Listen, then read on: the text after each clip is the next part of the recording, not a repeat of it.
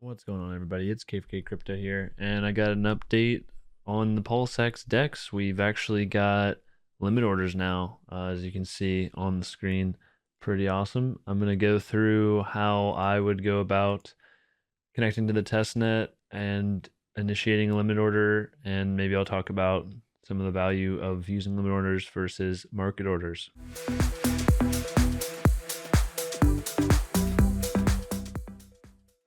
I'm just connected with like a basic, fresh MetaMask. Nothing in it, obviously. All the links you'll ever need to connect to the testnet are at pulsechain.com. It's always good to bookmark legit sites when you find them so that you're never accidentally typing it in and one letter different, hit enter. It's a clone site, and then you get like rug pulled or some risky thing. So whenever you first go to a website, the legit one from a reliable source, and you double check it, be sure to bookmark it for future reference to save yourself from a lapse in judgment one day. Once you get to pulsechain.com, here's the information you need in order to get to the testnet. Right now we're on the trading app. So this is pulsex.com basically for testing purposes. You connect to the PulseChain testnet by going to pulseramp.com. There's actually a button, and all you have to do is hit connect. Pick MetaMask. See, it's got the connection, and you can switch between PulseChain and the Rinkeby testnet, which is an Ethereum testnet. But you can actually, on Rinkeby, if you wanted to practice transferring stuff from Ethereum to PulseChain, you would use the Rinkeby testnet faucet. You get some free testnet Ethereum, and then you can actually bridge that in to the PulseChain, and then you can actually trade it on the PulseX DEX just as if it were real Ethereum on the real when both chains are live at the same time. I have videos on that if you want to look up how to do that. Check my YouTube. Maybe we'll post a link to a video in here somewhere. You can just switch here if you want to switch between these. So it's like allow this site to switch network, and you're like PulseChain to Rinkeby, and you're like, oh, well, maybe you don't want to go to Rinkeby because you just want to stay on PulseChain. So right now we're actually connected to PulseChain nice and easy just by going to pulseramp.com. And then the next thing you'll want to do is actually, if you have nothing in your wallet, like this zero test pulse, you're like, oh, what the heck? Can't do any transactions. That's lame. Well, once again, we'll go to pulsechain.com. You scroll down, look for faucet, click the link. It will send you 10 test pulse per request per 24 hours. So all you got to do is you hit next, connect, and then you can request it. There we go. And it should be there within about, technically 3 seconds, but for MetaMask to also update and all that latency. Oh, it's already done. All right. That's a pretty fast network, if I say so myself. Now, the next thing we're going to do, now that we've got our test pulse in our wallet, we can actually try and do a limit order. Now, normally you could just do, all right, I want to trade one pulse for 4.7 PulseX right now.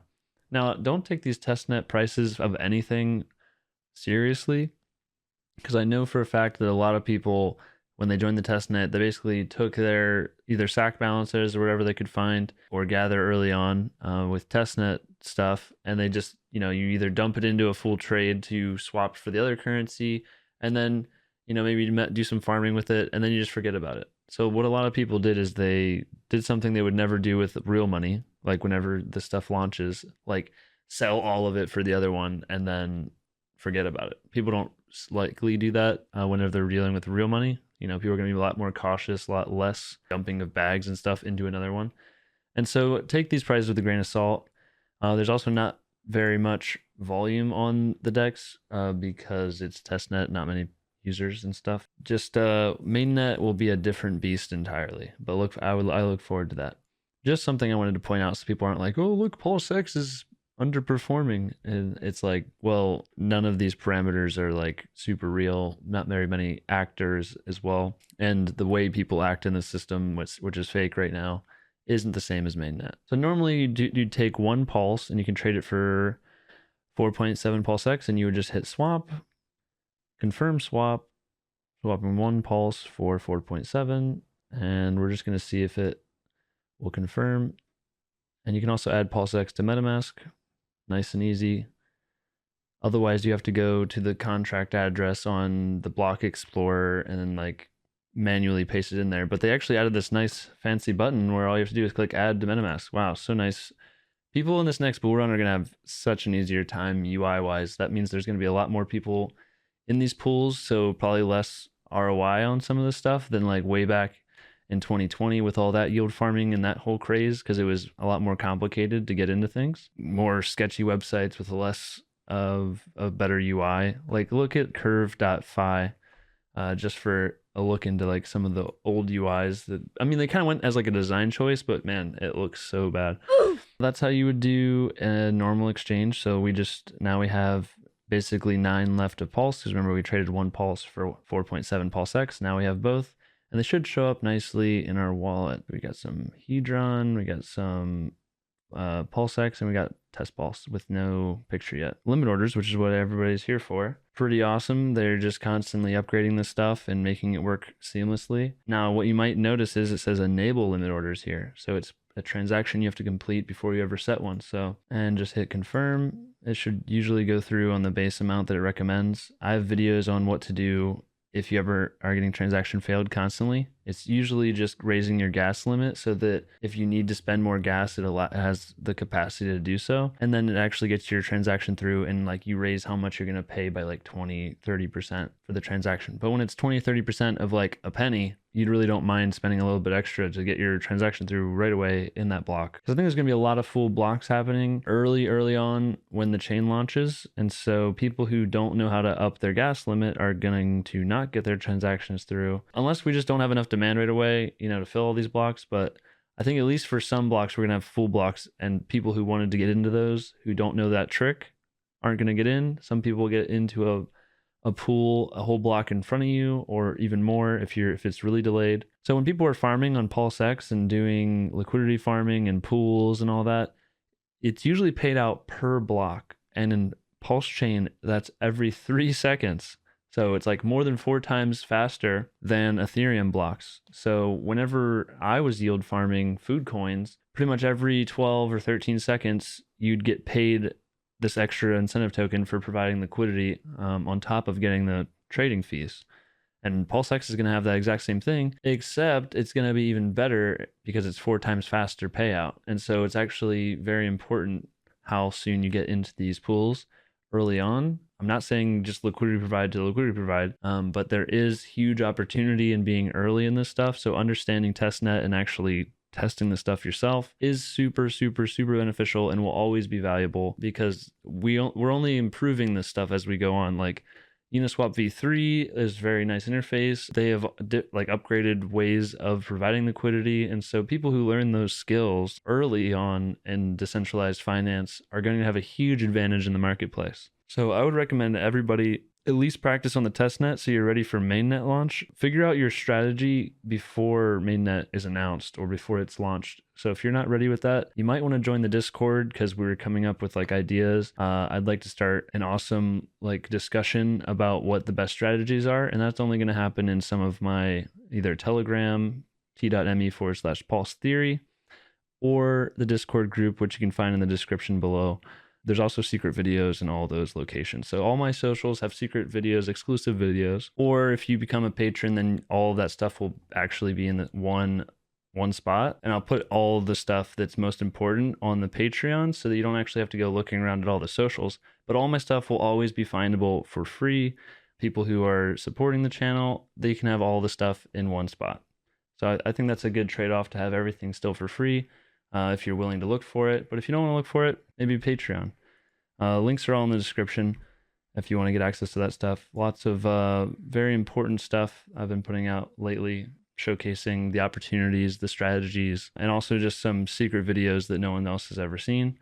Those will be on the Patreon. Now, for limit orders, we actually have the ability to go up to a whole year of waiting, which is actually, as far as I know, Matcha.xyz only allows you to do limit orders for like 7 days. So being able to have a liquidity like position for a whole year that you're willing to buy at is pretty awesome. Right away, if you're able to get onto mainnet, Pulse Chain, and go to the PulseX DEX, and you can set limit orders real freaking low for certain, we might have wicks in the system because someone adds an extra 0 and fat fingers it.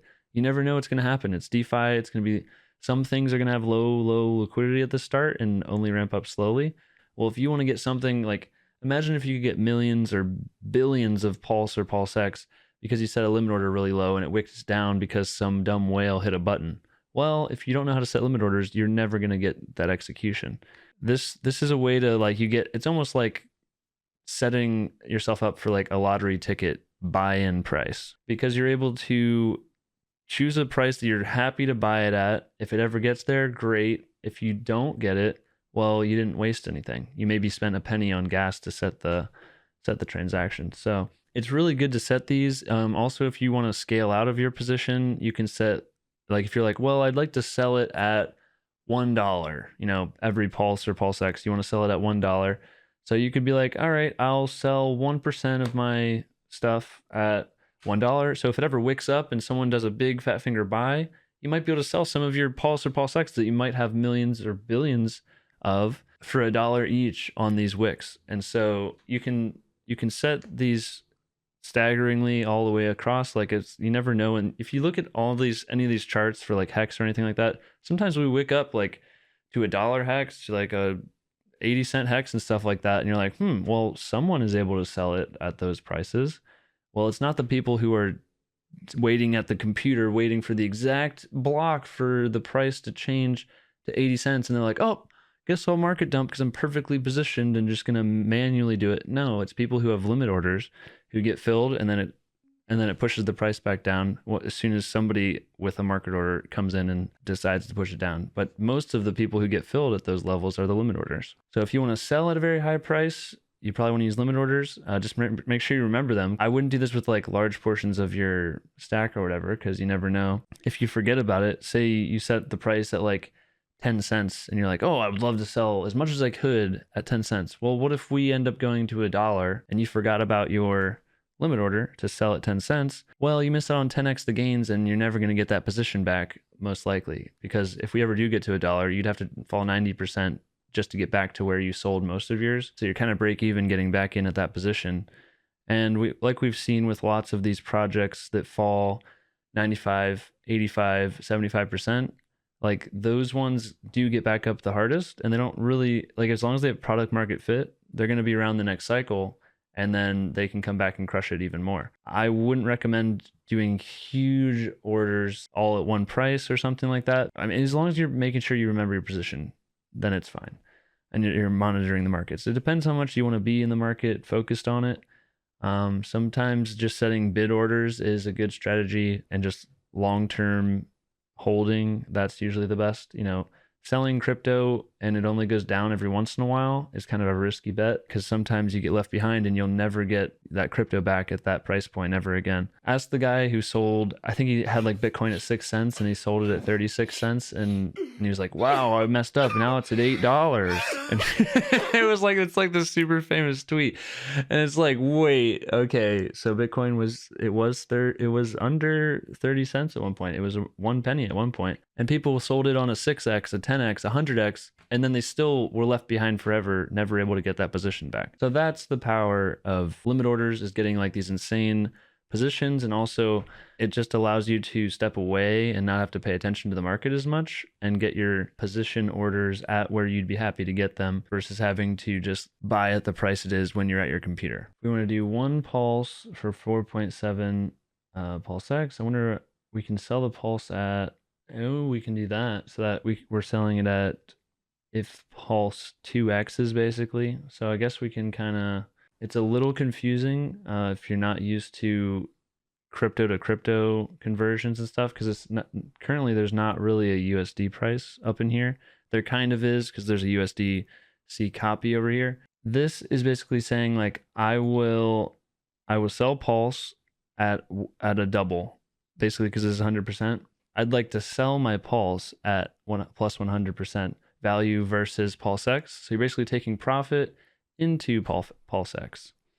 And so you think that's a good ratio or whatever, that you're happy to sell one Pulse for that. You're kind of taking profits in that way. And so you can set that for a whole year if you want. So you just hit place limit order, confirm. Let's see, expiry date, it gives it to you. So we would probably want to write that down. Keep track of that somewhere. Minimum received after slippage. Now, also an important thing for limit orders is that you'll want to, like the larger your order, the more likely it is to get filled. So like if you put in an order for like, oh, I want to get one Pulse X at 0.000001. Well, somebody who has a way larger order, like they want to get 1 billion at that price point. Well, they're going to get filled first. Then we just hit confirm, waiting for confirmation, limit order to sell 2.11 Pulse for 10 Pulse X. Confirm. There we go. Wow, just auto updates. Dude, this stuff is sleek. This is nice. So 1 Pulse to 10 Pulse X. So that's my limit price. And it tells you when it's open till. You can view on Pulse Scan, which is, I guess, oh, they actually came up with a new name for the Block Scout. So we're calling it Pulse Scan instead of Etherscan. You can cancel the order whenever you want. That's how you do a limit order, really easy. So you can come up with your own ideas of like, oh, how much Pulse X would I be willing to part with at this ratio to Pulse, or vice versa. I'm not going to tell you which one to buy. Do your own research. I'm a big fan of Pulse X. I think it has some of the best game theory and game mechanics. Basically, if you believe in Pulse X or Pulse, like they all work together. So I'm a big fan of Pulse, Pulse X, and Hex. Those are going to be my 3 largest holds, most likely, going into the next few years. So I hope we can all enjoy this journey together. I'm very looking forward to the Pulse Chain launch. So whenever I got the infos of when it's going to be launched, you're going to see it on my Twitter. So follow me on Twitter, twitter.com/K4K Crypto. Put the notification bell on for YouTube and for Twitter, because I'm going to tweet out as soon as I know whenever we're about to go live. And that's very important information based on what we talked about earlier in the video. If you're a day or hours late to getting into one of these pools, you may miss out on 10x the returns that people who got in early got from those block rewards, because they're so fast. There's so many. Every 3 seconds you wait, you're missing out on a reward. So it's like, well, I want to be in early for that. I hope you guys enjoyed the video, and my editor, I'm sure, will edit this together, make it even nicer. That guy's awesome. Thank you, Jacob. Peace out, everybody. Thanks for watching.